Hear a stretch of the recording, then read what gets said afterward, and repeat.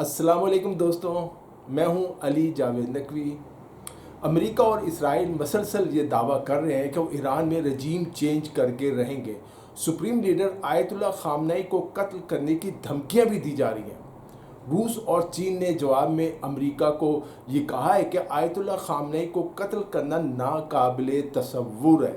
ایسا کیا گیا تو ایک نہ رکنے والی جنگ شروع ہو جائے گی جو کسی کے کنٹرول میں نہیں ہوگی۔ خطے میں روس اور چین کے مفادات بھی خطرے میں پڑ جائیں گے۔ امید تو ہے امریکہ رجیم چینج کے اپنے منصوبے سے باز آ جائے گا۔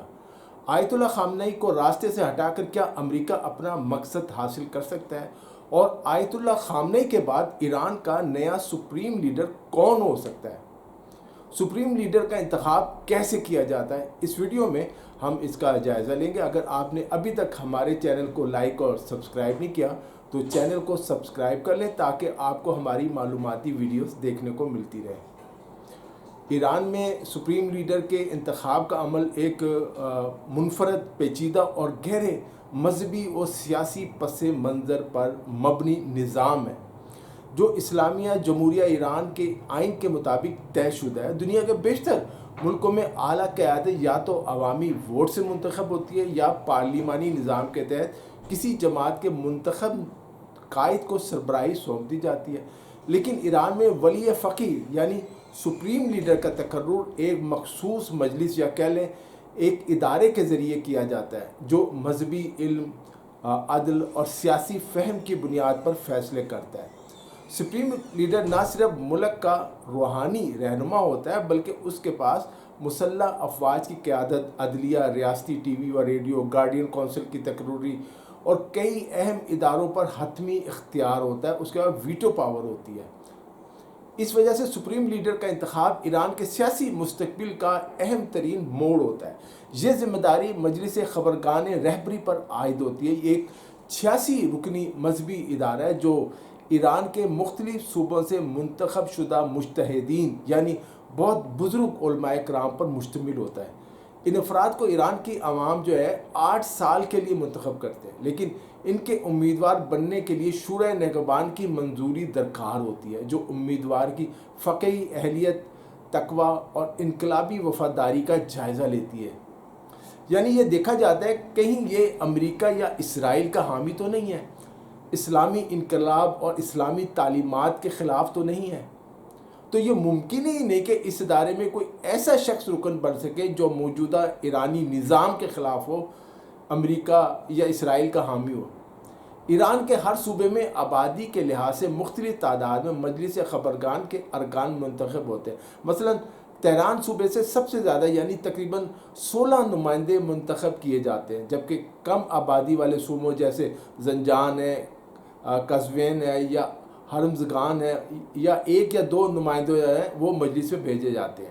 یہ تمام نمائندے براہ راست عوام کے ووٹ سے منتخب ہوتے ہیں، لیکن چونکہ صرف دینی علماء ہی امیدوار ہو سکتے ہیں اس لیے عام افراد کا اس عمل میں کردار صرف رائے دہی تک محدود ہوتا ہے، وہ خود امیدوار نہیں بن سکتے۔ جب کوئی سپریم لیڈر وفات پا جائے یا مجلس خبرگان اسے نااہل قرار دے دے سپریم لیڈر کو تو یہی مجلس جو ہے بند کمرے کے اجلاس میں نئے سپریم لیڈر کے انتخاب کے لیے غور و فکر کرتی ہے۔ اگر فوری اتفاق نہ ہو تو عبوری طور پر ایک قیادت کونسل بھی تشکیل دی جا سکتی ہے جو ولی فقیہ کے فرائض سنبھالتی ہے یہاں تک کہ نیا سپریم لیڈر مقرر ہو جائے۔ سپریم لیڈر بننے کے لیے لازم ہے کہ امیدوار ایک اعلی درجے کا مجتہد ہو، یعنی دینی مسائل پر اجتہاد کی صلاحیت رکھتا ہو، اسلامی فقہ و اصول کا ماہر ہو، عادل، متقی اور سیاسی بصیرت سے مالا مال ہو۔ صرف فقہی علم کافی نہیں ہوتا، قیادت کی صلاحیت، عوامی مقبولیت اور انقلابی اقدار سے وفاداری بھی ضروری ہے۔ آیت اللہ خامنئی جو 1999 سے اس منصب پر فائز ہے اب 86 سال کے ہیں۔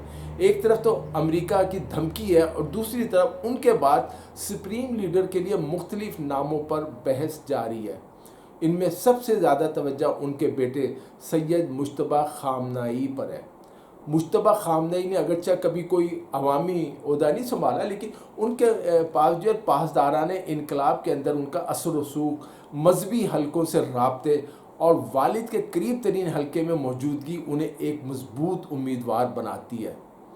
تاہم ظاہر ہے موروثی قیادت کا اس میں الزام لگ سکتا ہے، جسے ایران کا انقلابی نظام کھل کر تسلیم نہیں کرتا اس موروثی سیاست کو۔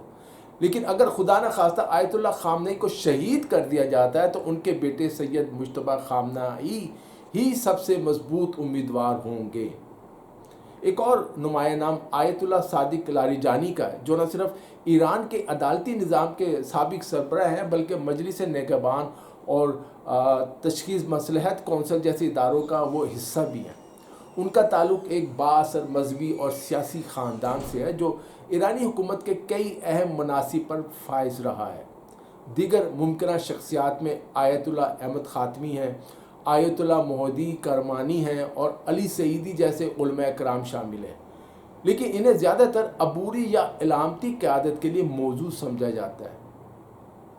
یہ بات بھی اہم ہے کہ سپریم لیڈر کے انتخاب کا حتمی فیصلہ صرف دینی علم یا سیاسی اثر و رسوخ سے نہیں ہوتا، بلکہ اس میں موجودہ نظام کی بقا جو اس وقت ایران میں ہے، بیرونی دباؤ جو ہے، اندرونی استحکام جو ہے اور انقلابی نظریات کی ہم آہنگی جیسے کئی پہلو شامل ہوتے ہیں۔ ایران اسرائیل جنگ اور امریکہ کا ایران پر حملہ جیسے عوامل بھی نئے سپریم لیڈر کے انتخاب پر اثر ڈال سکتے ہیں۔ یہ فیصلہ نہ صرف ایران بلکہ پورے مشرق وسطیٰ اور مسلم دنیا کی سیاست پر گہرے اثرات مرتب کرے گا۔ کسی بھی ایسے عالم دین کا سپریم لیڈر بننا ممکن ہی نہیں ایران میں جو امریکہ یا اسرائیل کے لیے نرم گوشہ رکھتا ہو۔ ہاں، ایسا سپریم لیڈر آنا ممکن ہے جو آتے ہی اسرائیل اور امریکہ کے خلاف جہاد کا فتویٰ جاری کر دے۔ دوستو، اس ویڈیو میں اتنا ہی۔ علی جاوید نقوی کو اجازت دیجیے، اپنا خیال رکھیے گا، خدا حافظ۔